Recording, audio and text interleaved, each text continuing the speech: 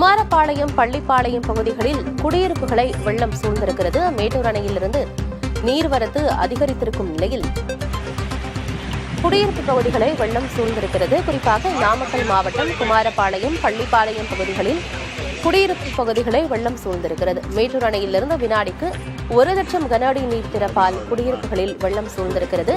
முன்பாகவே காவிரி கரையோர மக்களுக்கு வெள்ள அபாய எச்சரிக்கையும் விடுக்கப்பட்டிருந்தது.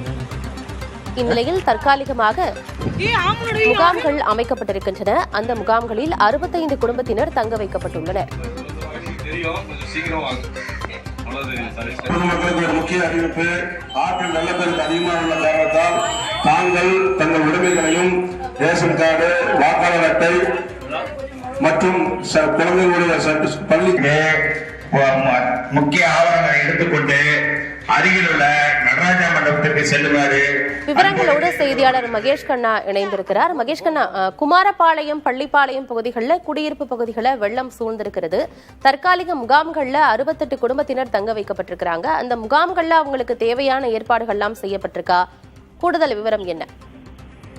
ஆனந்தி, அதாவது நாமக்கல் மாவட்டம் குமாரபாளையம் அப்படிங்கிற பகுதியில காவிரி ஆற்றில் அதாவது மேட்டூர் அணையில 1,00,000 மேற்பட்ட கன அடி தண்ணீர் திறந்தெடுக்கப்பட்டதுனால காவிரி கரையோரம் இருக்கக்கூடிய மக்கள் இப்ப என்ன அவங்க எல்லாமே அந்த கரையோரமா வசிக்கிறாங்க. தொடர்ந்து இது வெள்ளம் வரும் சமயங்கள் எல்லாமே அவங்க தொடர்ந்து முகாம்களுக்கு தான் அனுப்பப்படுறாங்க. அது மாதிரி இந்த தடவை குமாரபாளையத்தில் இருக்கக்கூடிய மணிமேகலை தெரு, கலைமகள் வீதி உள்ளிட்ட பகுதிகளில் இருந்து 65 குடும்பத்துக்கும் மேற்பட்டவர் நகராட்சி பள்ளிகள்லயும் திருமண மண்டபங்களையும் நகராட்சி திருமண மண்டபங்களையும் தங்க வச்சிருக்காங்க.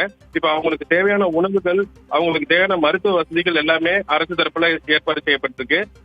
இன்று பாத்தீங்கன்னா ஓரளவுக்கு தண்ணீர் குறைந்த, அதாவது வீடுகளுக்கு கிட்ட வந்திருக்கு. இன்னும் நாளை வருங்காலங்கள்ல கன அடிகள் அதிகரிக்கும் சமயத்துல இன்னும் மேலும் பாதிப்புகள் அதிகமா இருக்கும். இன்னும் அதிகப்படியான மக்கள் முகாம்களுக்கு வருவாங்க. வழக்கமா 400க்கும் மேற்பட்ட குடும்பத்தினர் முகாம்கள்ல வழக்கமா ஒவ்வொரு ஆட்டுகளையும் தங்குறது வழக்கம். இப்ப பாதிப்புகள் இப்பதான் ஆரம்பிக்கப்பட்டிருக்கு.